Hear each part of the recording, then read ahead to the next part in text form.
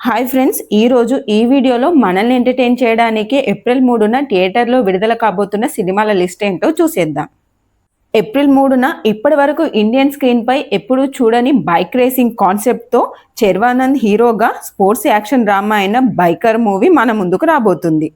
ఈ మూవీలో శర్వానంద్ సరసన మాళవిక నాయర్ హీరోయిన్గా నటిస్తుండగా సీనియర్ నటుడు రాజశేఖర్ శర్వానంద్ యొక్క తండ్రి మరియు గురువు క్యారెక్టర్లో కనిపించారు.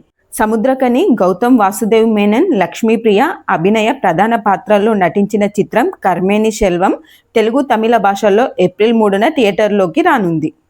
ఫ్యాంటసీ అడ్వెంచర్తో పాటు కామెడీకి కూడా ప్రాధాన్యం ఇస్తూ పూర్తిగా ఫిక్షనల్ స్టోరీగా మన ముందుకు రాబోతున్న రాకాస మూవీ కూడా ఏప్రిల్ 3న మన ముందుకు రాబోతుంది.